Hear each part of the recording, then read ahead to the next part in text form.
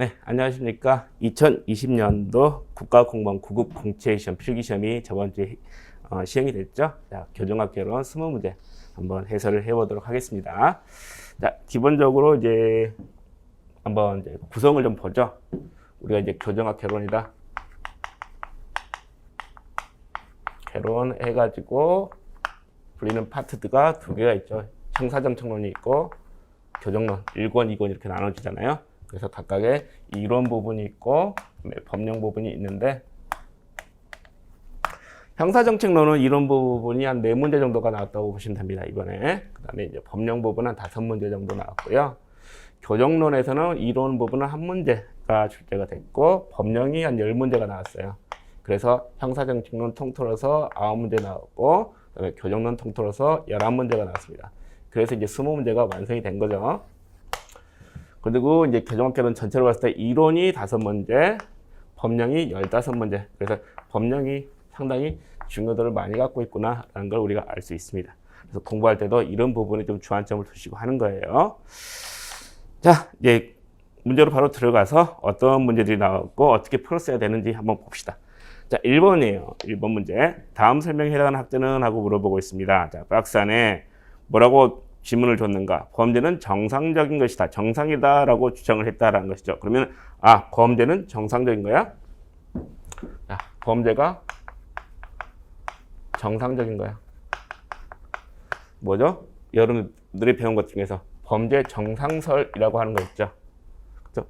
범죄는 사회에서 발생하는 여러 가지 사회 현상 중에 하나이다. 불가피하게 사람들이 모여서 살고 있는 사회에서는 범죄가 발생할 수밖에 없다라고 했던 거. 범죄 정상설입니다. 그죠? 기존의 범죄에 대한 통념하고 전혀 반대가 되죠. 범죄는 나쁜 것, 그죠? 해서는 안 될 것, 이렇게 봤던 것들을 뒤집어서 사람들이 살고 있는데 그 사회에서 범죄가 어떻게 없을 수 있느냐, 그죠? 정상적인 사회 현상이다 라고 보는 거예요. 주의할 게 범죄는 정상적인 사회 현상인 것이지 범죄가 정당하다고 보는 것은 아니에요. 범죄 정당설 아닙니다. 그죠? 그 다음에 두 번째 질문, 규범이 붕괴되었다. 사회 통제 또는 조절 기능이 상실된 상태를 아노미로 규정을 했다라는 것이죠. 뭐예요, 이게? 아노미라고 하는 개념. 자, 사회 통합의 결여, 무규범 상태, 사회가 혼란한 상태를 말하는 것이죠. 이걸로 인해서 범죄가 발생한다라고 보는 거예요. 그죠? 그래서 이 아노미라는 개념을 주장한 게 누구냐라는 거. 세 번째, 머튼이 주장한 아노미 이론의 토대가 되었다. 이 아노미라는 개념을 끌고 가가지고 머튼이라는 학자가 아노미 이론을 주장을 하죠. 주장합니다. 물론 이제 나중에 기회가 되면 다시 설명하겠습니다만은 머튼이 주장하는 아노미 이론에서 아노미라는 개념은 원래의 아노미라는 개념하고는 똑같은 건 아니에요. 이 개념만 갖다 붙인 거예요, 지금. 그렇죠? 이 세 개를 주고 누가 이 설명에 해당하느냐? 누굽니까? 그렇죠? 디르켐이죠. 디르켐. 주소 한번 보죠. 어디입니까? 그렇죠. 실증주의에서 환경을 중시했던 프랑스 학파입니다.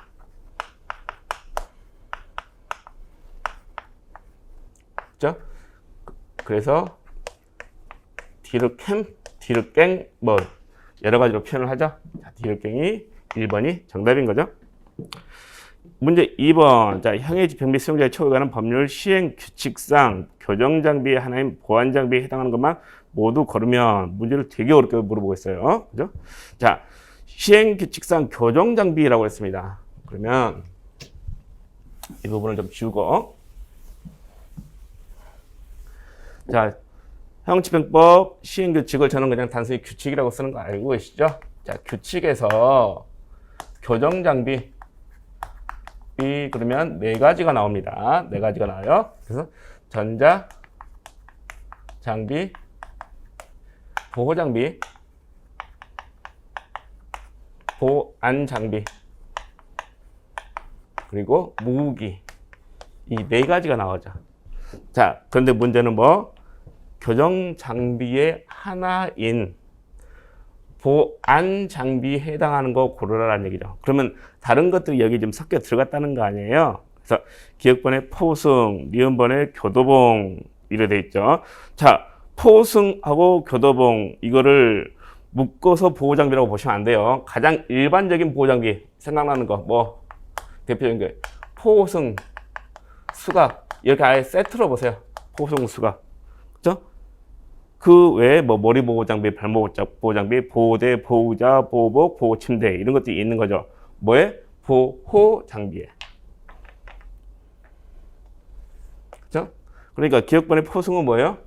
보호장비에 해당하는 거니까 보안장비가 아니죠. 보안장비에 해당하는 것만 고르랬으니까 기억번이 들어가면 답이 아닌 거예요. 그럼 1번하고 2번은 제끼는 것이고 나머지 3번, 4번 중에서 답이 있습니다. 그러면 3번, 4번 질문에 니은은 똑같이 들어갔으니까 아, 교도봉이라는 것은 보안장비에 해당이 되겠구나. 그죠?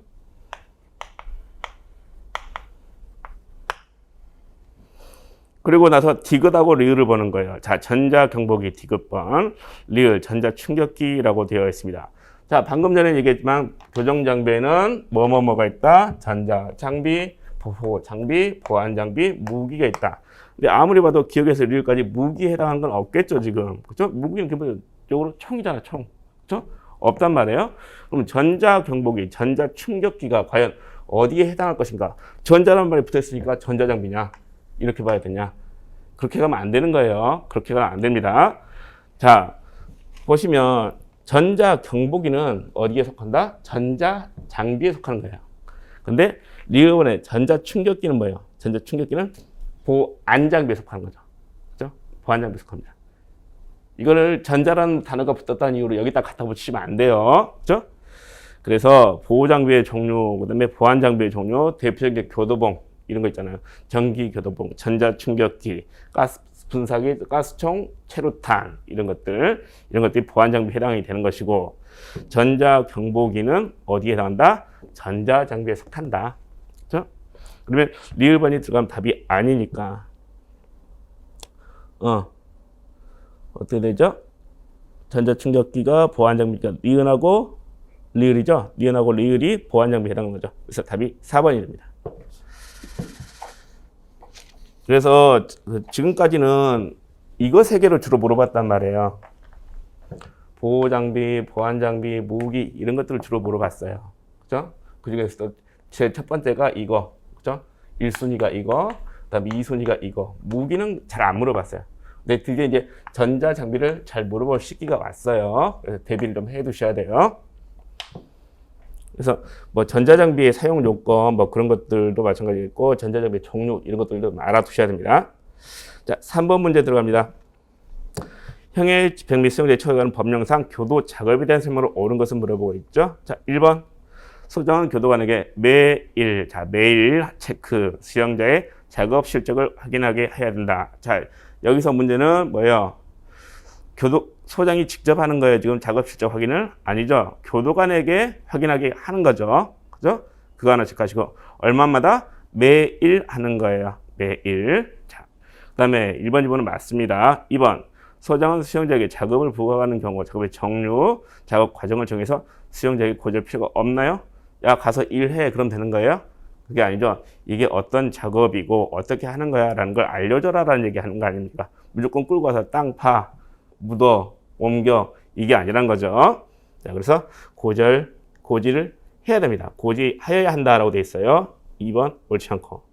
3번 소장은 공휴일, 토요일, 휴일 쉬는 날 아닙니까? 그렇죠? 자, 주 5일째 하고 있어요. 주 5일째. 그렇지만 원래 작업을 시키지 않아요. 그런데 다만 예외가 있죠. 대표적인 거 취사, 청소, 간호. 자, 공휴일이라고 노는 날이라고 밥 안 먹는 거 아니지 않습니까? 그죠? 쓰레기 먼지 안 쌓이는 거 아니잖아요. 아픈 사람 안 아픈 거 아니지 않습니까? 아픈 사람이 공휴일이라고 쉬었다 아프나요? 아니란 말이에요. 그런 것들은 작업을 해야 되는 거죠.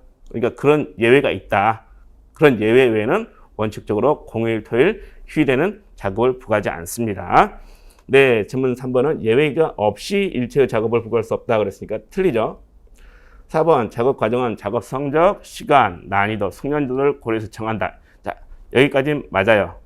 네, 작업 과정을 정하기 어렵더라. 그러면 작업의 난이도를 작업 과정으로 본다. 자, 작업 성적, 작업 시간, 작업의 난이도, 숙련도를 고려해서 작업 과정을 정하는데 작업 과정을 정하기 어려워요. 그죠?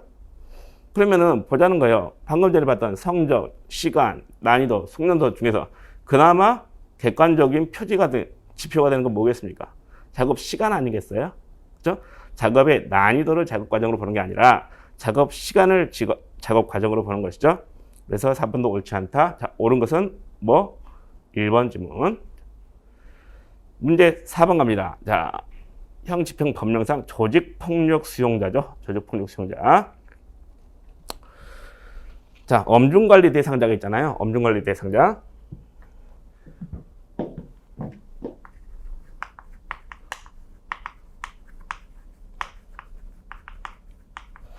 엄중관리 대상자가 누군지도 알아야 돼요. 우리가 보고 있는 조직폭력 수용자. 그 다음에 뭐요? 마약류 수용자. 그 다음에 뭐? 관심 대상 수용자 해가지고 세 부류가 엄중관리 대상자에 들어가는 것이죠. 이걸 일단 기억하셔야 되겠고, 각각의 지정의 기준들, 그죠? 각각의 지정 기준들, 얘네들이 어떤 기준에서 지정이 되는가, 그리고 지정이 되면 어떤 절차를 거치는가, 그 다음에 지정이 됐다가 해제가 되는 경우가 있는가, 그죠? 그 해제의 기준, 또 그때 해제 절차, 그리고 플러스 더 뭐 얘네들에 대해서는 어떻게 처우를 하는가, 어떤 처우를 할 것인가, 이런 것들을 여러분들이 기본적으로 체크할 수 있어야 됩니다. 자, 지금 문제에서 물어보는 것은 조직폭력 수용자의 지정 기준에 대해서 물어보고 있어요. 자, 4번에 1번 질문 봅시다. 소정은 공무원 피해자 등의 체포영장 등등등에서 조직폭력사범으로 명시된 수용자에 대해서는 조직폭력 수용자로 지정한다라고 되어 있죠. 자, 자기의 영장이나 뭐 재판서, 공소장 이런 게 아니고 공범이나 피해자에 관한 서류에서 그 녀석을 조직폭력 수용자로 명시하고 있다. 그러면 걔는 조직폭력 수용자의 지정 기준에 해당한다? 맞습니다. 맞아요. 자, 그래서 1번 맞고, 2번 질문. 조직폭력 수용자에게 거실, 작업장 등의 봉선, 반장, 조장, 부임, 장, 그 밖에 수용자를 대표하는 직책 부여하면 된다, 안 된다? 안 되죠. 장이잖아요, 장. 얘네들한테 뭔가 완장을 채워주면 뭐 한다? 애들이 대장놀이를 한단 말이에요. 왕놀이를 한다. 그러니까 이거 하지 말라라고 하는 것이죠. 하지 말라. 부여해서는 안 된다. 2번 질문도 맞습니다. 그 다음에 3번 조직폭력 수용자로 지정된 사람이 공소장 변경 또는 재판 확정에 따라 지정 사유가 해소되었다고 인정됩니다. 자, 지정 기준 아까 봤었죠. 자, 1번 지문에 관한 해설에서도 우리 지정 기준 봤단 말이에요. 근데 지정 기준에서 벗어났어. 왜? 어떻게? 공소장이 변경됐어. 또는 재판이 확정되는데 그 지정 기준에 정한 그 기준에 따라서 처벌받는 게 아니야. 그러면 지정 사유가, 지정 기준이 없어진 거 아닙니까? 없어졌죠? 그러면 어떤 절차를 거쳐서 해제할 것이냐, 이걸 물어보고 있죠.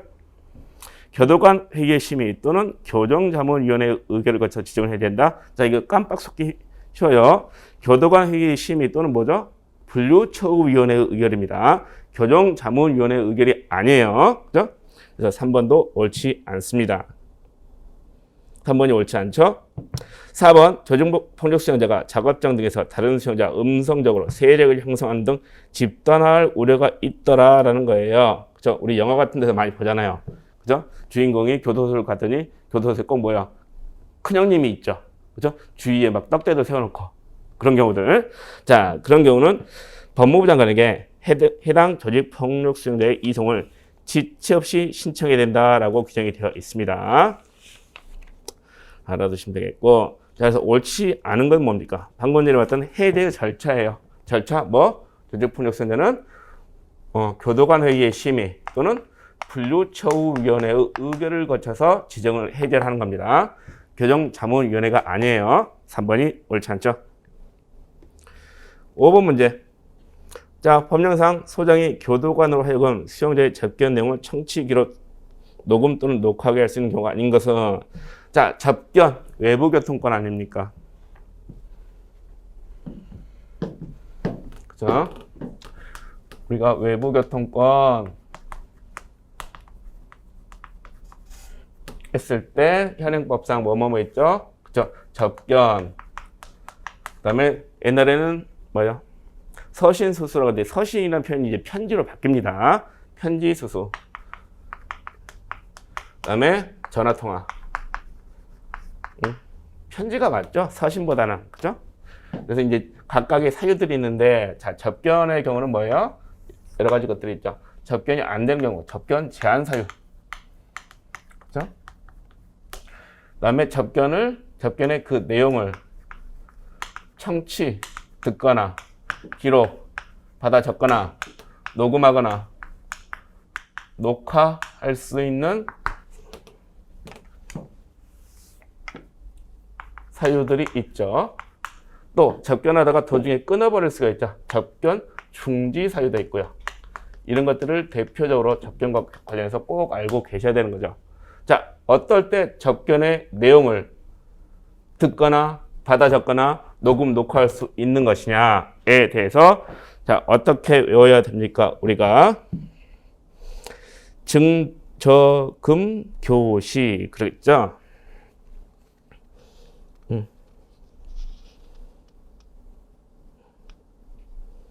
증저 거물 교시네요. 접견 중지사요.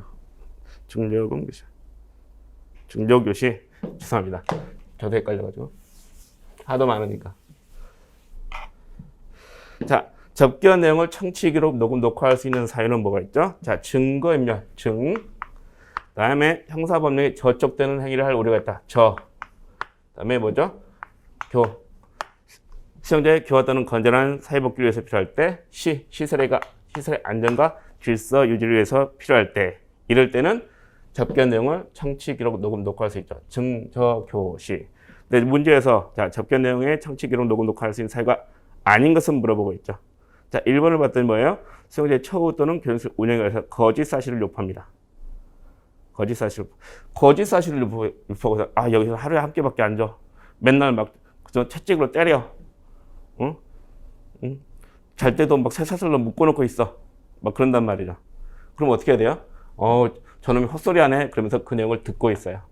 그 내용을 받아 적고 있어요. 녹음, 녹화하고 있어요. 그럼 됩니까? 아니죠. 그죠? 엉뚱한 소리 삑삑 한단 말이에요. 그럼 어떻게 해야 돼? 접견을 끊어버려야 되죠. 도중에 스탑시켜야 되겠죠. 접견 중지 사유죠. 1번은. 나머지 2번. 시설의 안전과 질서 유지를 위해서 필요하다. 그죠? 증저교시에서 시설의 안전과 질서 유지를 위해서 필요하다. 3번에 범죄 증거를 인멸하거나 형사법령이 저촉되는 행위를 할 우려가 있더라. 자, 증거인멸의 증, 형사법령 저촉의 저. 4번에 수용자의 교화 또는 건전한 사회복귀를 위해서 필요하다. 교화 또는 건전한 사회복귀, 이것들이 접견 내용의 청취, 기록, 녹음, 녹화 사유입니다. 접견 중지 사유. 1번은 접견 중지 사유예요. 그래서 접견 중지 사유는 뭐다?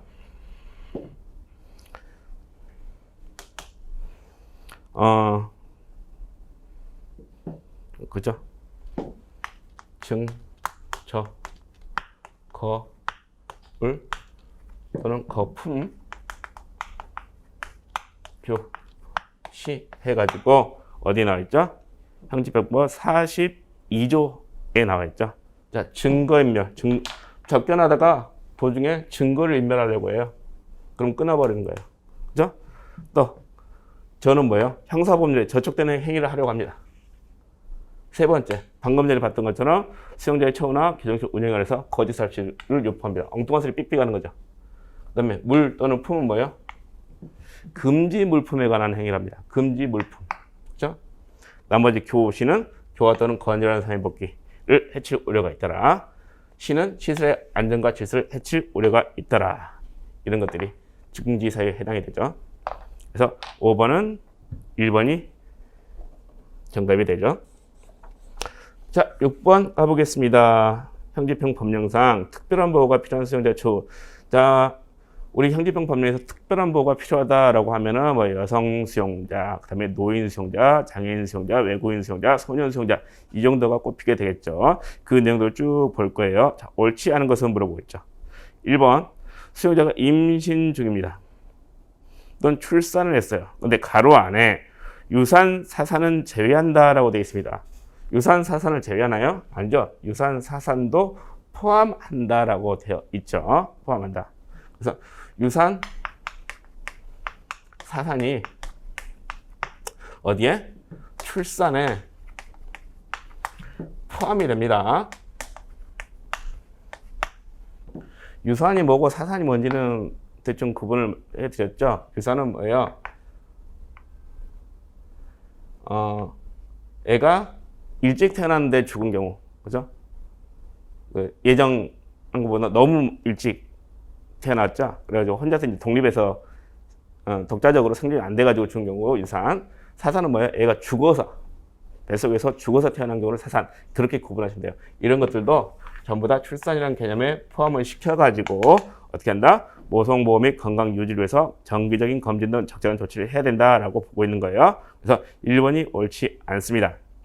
자, 2번에 장애인 수용자에 관한 내용, 3번에 외국인 수용자에 관한 내용, 4번에 노인 수용자에 관한 내용, 이런 것들은 법령 그대로의 내용이니까 한번 읽어보시면 되겠고요. 넘어가죠.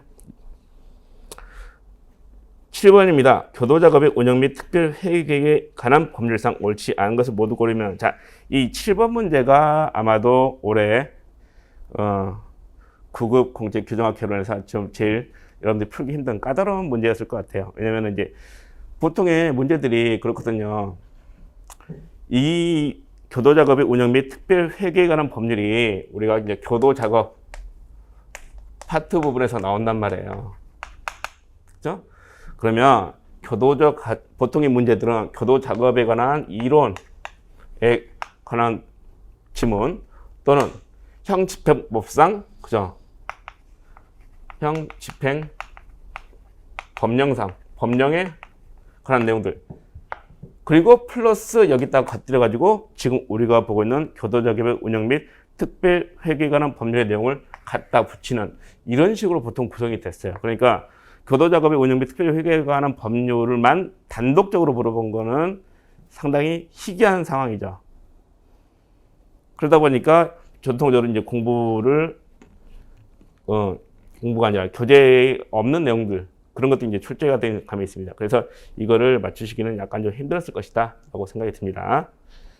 근데 이것도 다 이해는 됩니다. 왜냐면 웬만한 것들은 다 물어봤거든요. 웬만한 것들은 다 물어봐가지고 대부분의 수험생들이 공부를 좀 열심히 하는 수험생들은 다 대응을 해요. 그러다 보니까 출제자들 입장에서는 자꾸 새로운 쪽을 찔러보고 싶은 거죠. 그래서 틀리라고 낸 문제다, 뭐 그렇게 이해하시면 됩니다. 자, 봅니다. 그것도 문제를 물어보는 것도 뭐예요? 특별회계에 관한 내용만 중점적으로 지문 4개를 다 구성을 했잖아요. 그죠? 그러니까 이거는, 그죠? 틀려버려라 라고 낸 문제, 이걸 틀렸다고 억울해하지 마시라. 맞추셨으면 뭐 좋은 것이고, 그렇게 보시면 됩니다. 자, 기억관 지문 보죠. 특별회계는 지출할 자금이 부족할 경우에 특별회계 부담으로 국회 의결을 받은 금액의 범위에서 일시적으로 차입하거나 세출 예산 범위에서 수익금, 출납공번 등이 수납한 현금을 우선 사용할 수 있겠다. 자, 이제 교도소의 회계가 보통 우리가 이제 정부기관, 국가기관들이 다 뭐 이렇게 되겠죠. 이제 보통 이제 국가기관들의 회계가 일반 회계가 있고 특별 회계가 있단 말이에요. 그래서 일반 회계는 기본적으로 뭐 제가 회계가는 뭐 그 전문가는 아니니까 저도 이제 대충만 알고 있는데, 그 국가기관을 운영하는데 일반적인 비용들, 좀 운영비 쉽게 말하면, 그죠? 인건비라든가 뭐 이런 거, 여기 소모품 이런 것들 다 있어야 할 거 아니에요. 그런 것들에 관한 일반적인 비용들을 담당하는 것이고, 특별 회계는 그 목적이 특별한 경우, 그죠? 그 회계의 목표를 딱 한정시켜 놓습니다. 이 용도로만 쓸 거야. 그렇게 해서 묶어놓은 돈을 특별회계라고 부르는 거예요. 그러니까 교도작업 특별회계면은 교도작업에만 쓸 수 있도록, 그죠? 묶어놓은 돈이라고 보시면 되죠. 그런데 거기에 지출할 자금이 부족합니다. 그러면 특별회계 부담으로 국회 의결을 받은 금액을 범위에서 일시적으로 차입하거나 세출 예산을 범위에서 수납한 현금 우선 사용할 수 있다라고 되는 것이죠. 즉 다른 데서 이런 데서 막 끌어오고 그러지 말라는 얘기예요. 이 범위 내에서 해결을 해라라고 한다는 것이죠. 그래서 기억과 맞고, 니은번 특별회계는 세출 총액이 세입 총액에 미달된 경우 세출이 세입보다 많다. 무슨 얘기예요? 쉽게 말하면 수입보다 지출이 많다 그 얘기죠. 마이너스가 됐다는 얘기죠.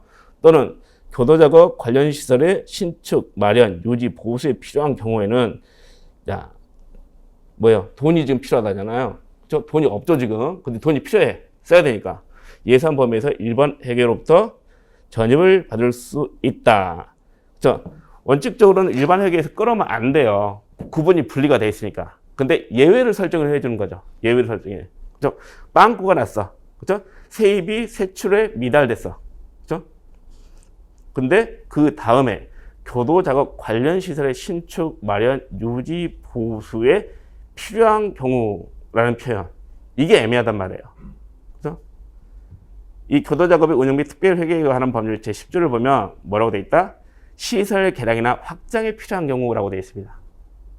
근데 문제의 지문은 교도작업 관련 시설의 신축, 마련, 유지, 보수에 필요한 경우 이 표현이 시설 개량이나 확장에 필요한 경우하고 다른 표현이냐? 그죠? 글자가 다르니까 다른 표현이라고 봐야 되는 거죠. 근데 의문은 좀 있어요, 사실. 어쨌든 간에 법령의 내용하고는 다르니까요. 다르니까 이 니은번 지문은 틀리다고 봐야 됩니다. 그래서 이거는 아예 니들 이거 모르겠지, 틀려버려, 이런 식으로 낸 문제라고 보셔도 돼요. 니은번 틀리고요. 디귿번 특별회계 결산상 잉여금, 남은 돈이죠. 잉여금. 그죠? 특별회계 이것도 마찬가지 1년씩 굴러간단 말이에요. 1년 쭉 특별회계로 굴려가지고 1년 딱 전부 다 토탈해서 얼마 하고 계산을 때려봤더니 잉여금 뭐요? 돈이 남았어. 남으면 어떻게 해야 돼? 내년으로 넘긴다 그랬죠. 그렇죠? 다음 연도 세입, 다음 연도 수입으로 넘기는 거예요. 남은 돈은. 근데 디귿번 지문에서 뭐라고 했다? 일시적으로 차입한 차입금의 상환, 작업 장려금 지급, 그다음에 뭐 교육비의 지급 목적으로 사용, 또는 다음 연도 일반 회계의 세출 예산의 예비비로 계산한다? 아니죠. 원칙적으로 이 둘은 구분되어 있단 말이에요. 그렇죠? 그러니까 여기서 돈이 남으니까 여기로 돈을 갖다 줘버린다? 안 되는 거죠. 그렇죠? 그래서 디귿번 지문도 옳지 않습니다. 다음 연도로 넘기는 거예요. 리을번 교도작업으로 생산된 제품은 민간기업 등에 직접 판매하거나 위탁 판매할 수 있죠. 그렇죠? 교도작업의 효율적 운영을 위해서 교도작업 특별회계를 설치한다. 그렇게 해서 이게 만들어지게 된 거죠. 그래서 리을번은 맞고요. 그럼 옳지 않은 것은 니은, 디귿 두 개죠. 답은 3번입니다. 다시 한번 말하지만 7번 문제는 상당히 풀기가 힘드셨을 거예요.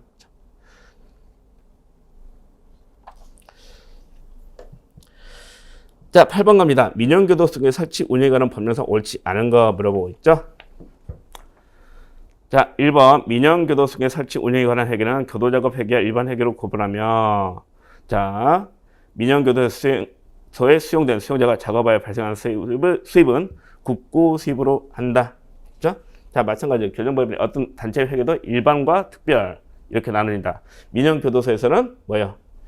일반 회계하고 교도작업을 위한 회계 이렇게 구분을 한 것이고, 그다음에 작업수입 민영교도소법 26조 이거는 유명한 거죠. 그죠? 민영교도소에서 수용된 수용자가 작업을 했다. 벌어들인 돈은 누가 먹는다? 민영교도소 또는 교정법인이 먹는 게 아니라고 그랬습니다. 국고 수입으로 하는 거예요. 자, 1번 질문 맞고, 2번 교정법인은 기본재산에 대해서 용도 변경 또는 담보 제공 행위를 하려면 기획재정부 장관의 허가를 받아야 됩니까? 누구? 법무부 장관의 허가를 받는 것이죠. 기획재정부 장관의 허가가 아니죠. 2번 옳지 않습니다. 그 다음에 3번 민영교도소의 직원이 자, 근무 중에는 법무부 장관이 정하는 제복을 입어야 한다는 거 맞고, 그 다음에 4번 지문도 뭐 징계처벌에 관한 얘기들 맞는 얘기죠. 그래서 답은 2번이 되겠고요. 자, 9번 봅시다. 치료 감호 등에 관한 법률상 옳은 거.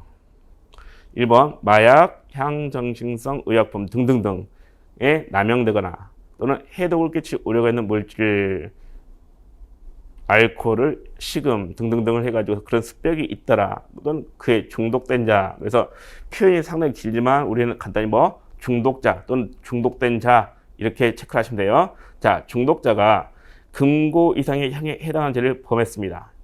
그래서 치료 감호 선고를 받았어요. 자, 치료 감호는 뭐예요? 상대적 부정기부한 처분이에요. 치료 감호 몇 년을 처한다 이렇게 가지 않습니다. 치료 감호에 처한다 이렇게 나온단 말이에요. 그죠? 그래서 치료 감호를 받으면서 뭐예요? 얘가 좀 정신이 돌아왔어. 그러면 그때 이 치료 감호가 끝난다라고 보시면 되는 거죠. 그래서 치료 감호시설 수용 기간은 상한선이 정해져 있을 뿐입니다. 그런데 이 중독자의 경우는 치료 감호시설의 수용 상한 기간이 얼마? 2년이에요. 2년을 초과할 수 없다라고 되어 있습니다. 그죠? 2년을 초과할 수 없다. 나머지 심신장애자라든가 정신성적 장애자는 얼마? 15년을 초과할 수 없죠. 그거하고도 구별하셔야 되겠고. 그래서 1번 옳지 않다. 자, 2번 구속영장에 의해서 구속된 피의자에 대해서 검사가 공소를 제기하지 아니하는 결정을 했습니다. 불기소한 거죠. 치료 감호 청구만을 했습니다. 이게 뭐예요? 이게 여러분들 익히 잘 알고 있는 치료 감호의 독립 청구죠. 자, 치료 감호 독립 청구를 했단 말이에요. 그럴 때 자, 얘를 구속을 해놨다가 구속을 했는데 얘가 기소가 공소 제기 안 됐어. 그렇죠?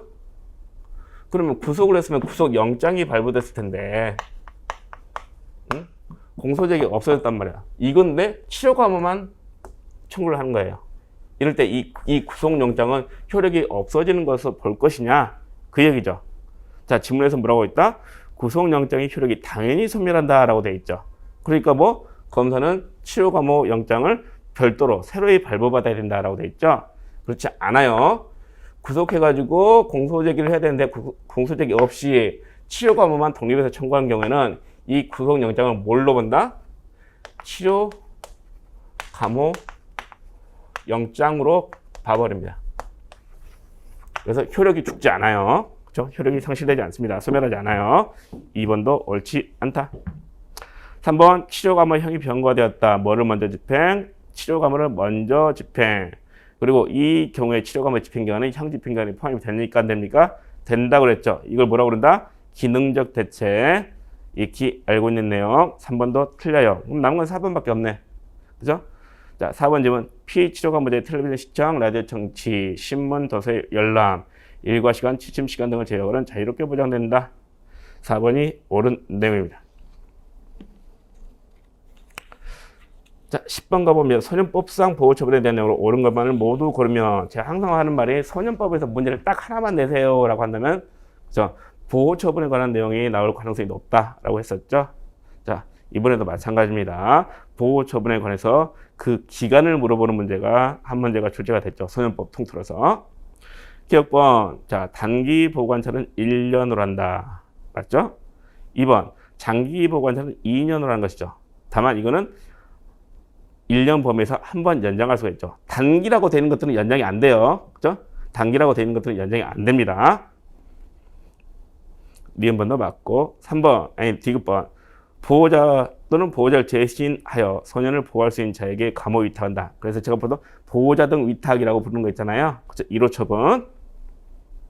이거의 기간은 3개월 합니까? 아니죠. 기본 6개월이죠. 기본 6개월. 그리고 소년 판사가 결정으로 6개월 범위 내에서 한 번 연장할 수 있죠. 그죠?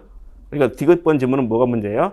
3개월 되는 게 6개월 이렇게 고쳐져야지 맞는 지문이 되는 거죠. 디귿번도 옳지 않다. 1번 단기로 소년을 송치되었다. 자, 소년 송치는 보호 처분 중 8호, 9호, 10호죠. 8호 6개월 이내에 소년을 송치, 9호 단기 소년을 송치, 그 다음에 10호 장기 소년을 송치 이렇게 되어 있잖아요. 그죠? 그래서 단기 소년은 성취의 보호기간은 3개월 초과할 수 없다가 아니고 6개월을 초과하지 못한다라고 되어 있습니다. 6개월을 초과하지 못해요. 1번 틀리고요. 미음번 장기로 소년을 성취됐다. 2년을 초과할 수 없습니다. 자, 이거는 장기라는 타이틀이 붙어 있지만 소년은 성취는 연장이 안 됩니다. 왜? 시설에 가둬놓는 것이기 때문에 라고 기억을 하시면 되는 거예요. 그래서 2년을 초과할 수 없다. 뭐 한 번에 하나요. 그죠? 1년 범위에서 연장할 수 있다. 이딴 말이 붙으면 틀리는 내용이 됩니다. 그래서 옳은 것은 기억, 니은, 미음이 되죠. 3번입니다. 자, 11번 갑니다. 수용자의 권리 구제에 대한 설명 옳지 않은 거. 자, 1번 봅시다. 소장 면담 나왔어요. 자, 소장 면담은 뭐예요? 면담, 불허 사유 기억하셔야 된다 그랬죠? 그래서 수정은 수용자가 정당한 사유 없이 면담 사유를 밝히지 아니하는 때에는 면담을 거부할 수 있다라고 돼 있죠. 그래서 사유 위배 반복 방해 그거 외워야 된다 그랬죠. 그렇죠? 거기서 사유가 나왔습니다. 사유. 1번 맞고 2번 수용자는 그 처우에 관해서 불복한다. 뭐 하고 싶겠어요? 청원하고 싶겠죠. 그때 청원의 상대방이 누구다? 청원의 상대방이 장순지라고 그랬죠. 법무부 장관, 순회전공 공무원, 지는 뭐예요? 관할지방교정청장. 그렇죠? 근데 지문 2번에서는 뭐예요? 관할지방법원장 그랬습니다. 관할지방법원장. 되겠어요? 2번이 틀렸죠. 2번이 옳지 않습니다. 3번 청원을 순회전공 공무원에게 청원하는 경우는 말로도 청원할 수 있다. 이건 다 알 것이고요. 4번 불리간 처우의 금지 규정이죠. 청원, 진정, 소정과 면담 그 밖에 권리 구제를 위한 행위를 했다. 그걸 이유로 불리간 처우하면 된다 안 된다? 안 된다. 4번 맞습니다. 옳지 않은 것은 2번. 자, 12번 문제예요. 청소년 범죄 관련 다이버전 전환 프로그램이죠. 전환에 대한 설명으로 옳지 않은 거. 자, 1번 다이버전은 형사사법권이 통상적인 형사 절차를 대체하는 절차를 활용하여 범죄를 처리하는 제도를 말한다. 우리가 항상 다이버전이라는 표현이 나오게 되면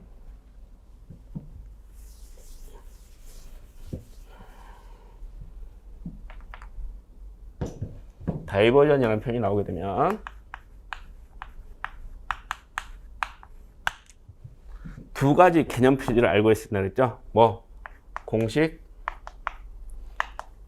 형사 사법 절차에서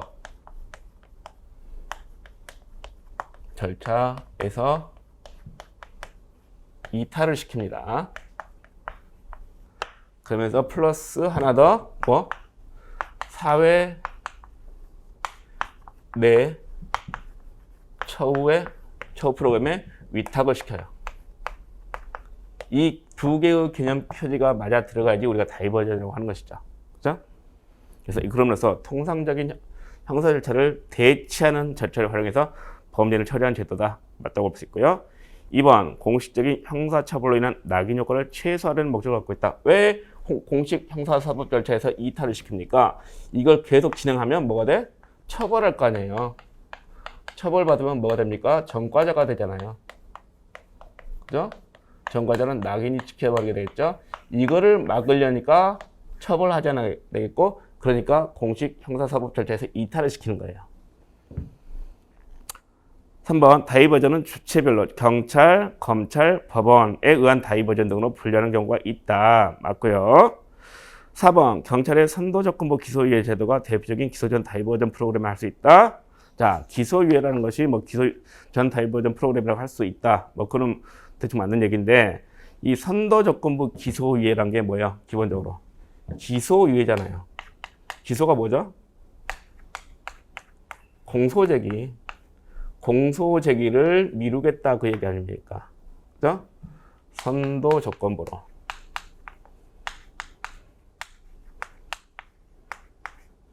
이게 이제 현행법상 소년법에 들어가 있는 거죠. 그죠? 소년법에 조건부 기소유예로 된 거. 자, 그때 이 조건부 기소유예를 누가 한다고 돼 있다? 공소제기는 누구의 권한? 검사의 권한이에요. 그러니까 공소제기를 뒤로 미루는 것도 당연히 검사의 권한이지. 그죠? 경찰의 선도조건부 기소유예 제도라는 표현이 틀린 거예요. 4번이 옳지 않습니다.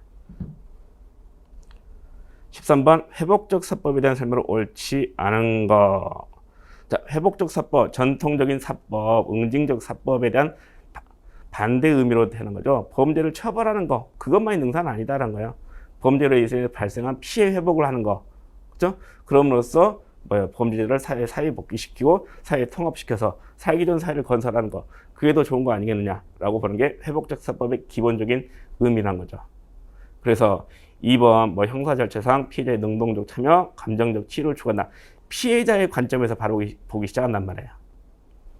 그래서 구체적인 이제 프로그램에서 가족 집단 회합, 동그라미 3번, 지분 3번에 있는 거, 이런 것도 있는 것이고, 또 사건 처리 과정이나 결과에 대해서 정보를 피해자에게 제공하는 것, 이런 것들이 이제 주장이 되는 것이죠. 피해자의 측면에서 범죄를 바라보기 시작했다. 피해자 권리 운동과 함께 진행이 된 것이다. 이걸 기억하시고 그러다 보니까 1번 질문 경쟁적, 개인주의적 가치를 권장한다. 자, 이게 좀 애매한 표현이긴 하죠. 경쟁적, 개인주의적 가치를 권장한다. 뭐가? 회복적 사법이? 아니죠. 회복적 사법은 뭐 하는 거예요? 범죄는 피해 회복 이런 것들을 통해서 궁극적으로 뭐 살긴 좋은 사회를 만들자. 그죠? 어울려서 잘 살아갈 수 있는 사회를 만들자. 사회 재통합을 추구하자. 이런 얘기 있잖아요. 나 혼자 잘 먹고 잘 살자고 하는 거예요, 지금? 아니죠. 그래서 1번이 회복적 사법과는 어울리지 않는 개념이 되는 거예요. 1번이 옳지 않습니다. 자, 14번 갑니다. 다음에서 설명하는 수용자 구금제도는, 자, 이 제도는 보호 또는 피난시설이라는 뜻을 갖고 있다. 도대체 뭔 용어가 그다음 뜻을 갖고 있는지 모르겠으나 내버려 두시고, 자, 영국 켄트 지방의 지역 이름을 따서 시설을 운영했던 것이 일반화되어서 오늘날 소년원의 대명사로 사용되곤 했다. 주로 16세에서 21세까지 범죄 소년을 수용해서 직업훈련, 학과 교육 등을 실시함으로써 교정 교화련 제도이다라고 되어 있죠. 자, 답은 2번에 보스탈 제도입니다. 보스탈 제도. 보스탈 제도라는 표현은 우리가 이제 소년법을 공부하다가도 가끔 나올 수 있고, 더 궁극적으로는 뭐 어디에서? 그죠? 사회적 처우 부분에서 우리가 한번 볼 때가 있을 거예요. 그죠? 자, 나머지 5번 제도 뭐예요? 완화독거제죠. 완화독거제. 그죠? 그 다음에 카티지 제도, 소집단화 처우. 4번의 펜실베니아 제도는 뭡니까? 엄정독거제잖아요. 그죠? 이런 것들은 이 박스 안에 있는 설명에 해당하지 않죠. 보스탈 제도가 문제 14번의 정답이 됩니다. 그래서 이제 그 리처드 브라이스라는 사람이 이제 이 보스탈 제도를 최초로 이제 만들어냈다, 권해냈다, 뭐 그렇게 하는 것이죠. 자, 15번 갑시다. 15번 미결 수용자 처우에 대해서 옳지 않은 거. 자, 1번 미결 수용자 무죄 추정받죠. 미결 수용자가 수용된 것을 청구할 수 있나요? 청관 구경 못해요. 1번 맞고요. 2번 소장은 미결 수용의 신청에 따라 작업을 부과할 수 있죠. 이에 따라 작업이 부과된 수용자가 작업의 취소를 요청합니다. 그러면 그 미결 수용자의 의사, 건강, 그다음에 교도관의 의견 등을 고려해서 작업을 취소할 수 있다라고 되어 있는 것이죠. 자, 취소해야 됩니까? 취소할 수 있는 거예요. 취소하여야 한다라고 안 돼 있어요. 그 부분은 주의하시고. 3번 미결 수용자가 도망갔어. 도망간 놈을 체포했어. 요 미결 수용자가 죽을 것 같아. 위독하대. 실제로 죽었대. 사망했어. 그럼 어떻게 돼? 이 미결 수용자라는 사람은 뭐예요? 검찰에서 수사받고 있거나 아니면 법원에서 재판받고 있는 사람이잖아요. 형사 절차가 진행 중인 사람 아닙니까? 그러니까 그 형사 절차가 진행 중인 그 각각의 국가기관에 알려줘야 되겠죠?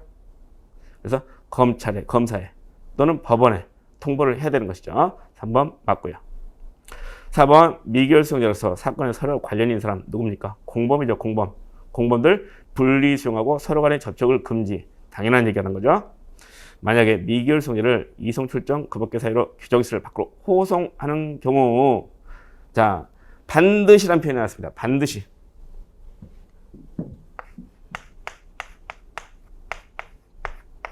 항상 저희 문제풀이 할 때 많이 말씀드리잖아요. 반드시란 표현이 나오면 주의해야 된다고요. 반드시란 표현이 나오는 건 무슨 의미다? 예외가 없다는 얘기잖아요. 근데 여러분이 공부하면서 보면 항상 뭔가 좀 예외가 있죠? 그죠? 대부분의 경우. 예외가 없는 경우는 잘 없어요. 그죠? 그래서 반드시라고 나오는 표현이 나오면 법령에 이런 표현이 있습니까?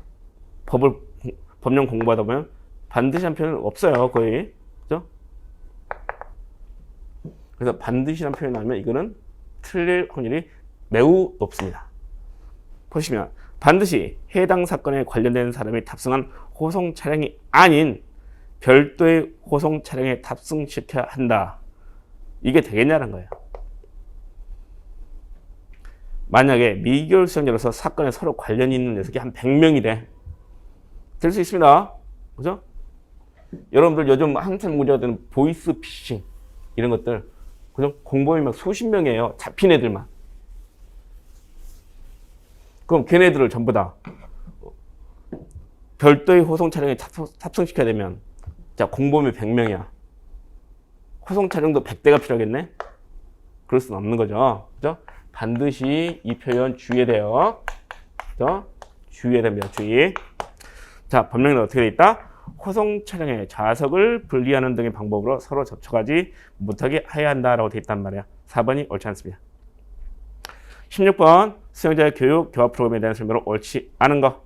자, 1번 질문. 의무 교육을 받지 못한 수용자에 대해서 교육을 해야 되죠.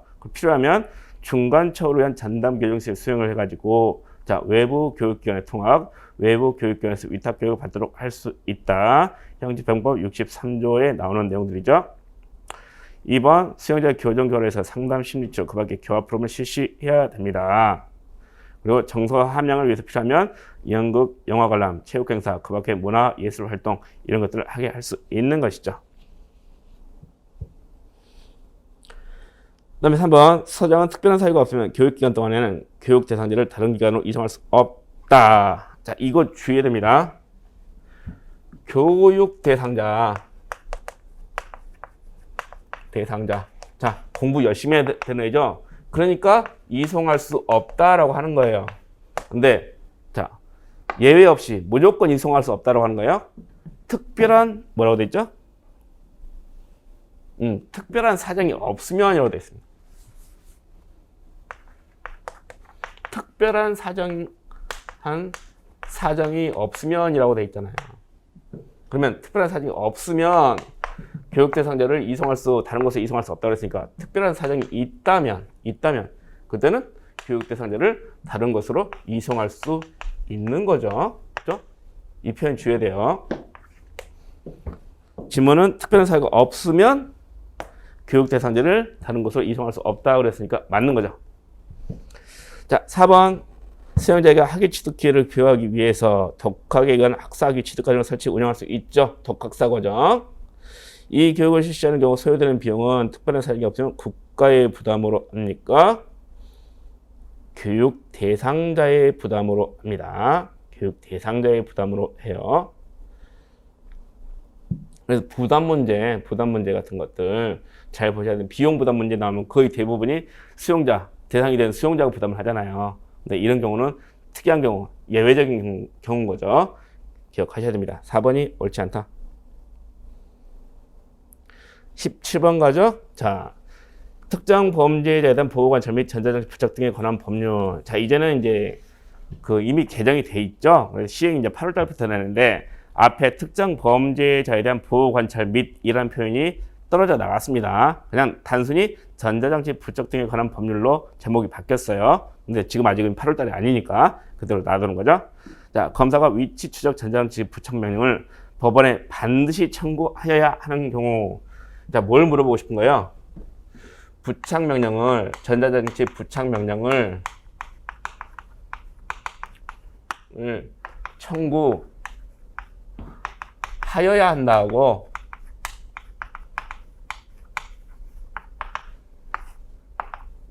청구할 수 있다가 구분돼 있단 말이에요.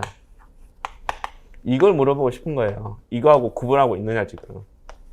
그렇죠? 자, 그래서 1번 미성년자 대상 유괴범죄로 징역의 실형 이상의 형을 선고받았습니다. 그리고 콩밥을 먹었어요. 집행의 종료 또는 면제. 집행 면제된 경우는 굳이 생각하지 마세요. 집행 종료만 생각하신 거예요. 자, 콩밥 먹었어. 그런데 또 다시 미성년자 대상 유괴범죄를 저질렀습니다. 그럼 어떻게? 이때는 부착 명령을 청구할 수 있다가 아니고 청구하여야 합니다. 청구하여야 한다. 그래서 1번이 맞아요. 근데 2번 강도범죄를 2회 이상 범하여 그 습격이 인정되었다. 이거는 부착 명령을 청구할 수 있다에 해당합니다. 3번 성폭력 범죄로 징역형의 실형을 선고받은 사람이 집행을 종료한 후 또는 면제된 후 10년 이내 성폭력 범죄를 저질렀다. 이것도 청구할 수 있다에 해당하고, 또 신체적 정신적 장애가 있는 사람에 대해서 성폭력 범죄를 저질렀을 때에도 부착 명령을 청구할 수 있다에 해당이 됩니다. 그래서 기본 강의할 때나 제 법령할 때도 다 구분해 드리잖아요. 이 전자장치 부착 명령 어떨 때는 청구하여야 한다이고 어떨 때는 청구할 수 있다인가 구별을 항상 해드렸죠. 그죠? 어렵지 않았을 겁니다. 자, 1번이 옳다. 18번 보호관찰 등에 관한 법률상 사회봉사명령, 수강명령에 대한 설명으로 옳지 않은 거. 1번 법원이 자, 형법 제62조의 2 뭐예요? 집행유예 부분입니다. 집행유예 부분. 그에 따라서 사회봉사를 명할 때는 500시간, 수강을 명할 때는 200시간 범위에서 그 기간을 정하는 것이죠. 다만 다른 법률에 특별한 규정이 있을 때는 그 법률에서 정하는 바에 따른다. 그래서 소년법 같은 경우에는 사회봉사 명령이 200시간을 초과할 수 없고 수강 명령이 100시간을 초과할 수 없고 이렇게 되어 있는 거죠. 그죠? 자, 1번 맞고 2번 법원은 자, 사회봉사 또는 수강을 명하는 판결이 확정된 때로부터 3일 이내에 판결문 등본 및 준수사항을 적은 서면을 뭐요? 주거지를 관할하는 보호관찰소 장에게 보내게 된다. 왜? 사회봉사 수강을 명했잖아요. 그러면 그걸 집행하는 걸 어디서 한다? 보호관찰소에서 관할을 하니까. 그죠? 주거지를 관할하는 보호관찰소 장에게 보내야 된다. 언제까지? 확정된 때부터 3일 이내에. 3번 사회봉사 수강명 대상자는 주거 이전하거나 10일 이상 국외 여행할 때 미리 보호관찰관에게 신고해야 된다. 자, 종래 물어볼 때는 이걸 보호관찰관에게 신고해야 되느냐?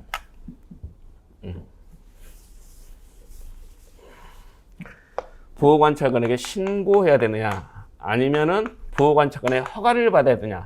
이걸 가지고 장난을 많이 쳤단 말이에요. 근데 이걸 가지고 너무 많이 물어본 거죠. 그죠? 이제 이걸 건드리는 게 아니라 그 앞부분을 건드리기 시작을 했습니다. 원래 뭐예요? 주거를 이전하거나 1개월 이상 국내외 여행할 때는 미리 신고할 것. 이렇게 돼 있단 말이죠. 그래서 옛날에는 신고냐 허가냐 이걸 가지고 장난쳤는데 이걸 가지고 너무 많이 물었다. 이제는 앞에 걸 건드리기 시작했다. 1개월 이상입니다. 1개월 이상. 3번 옳지 않고요.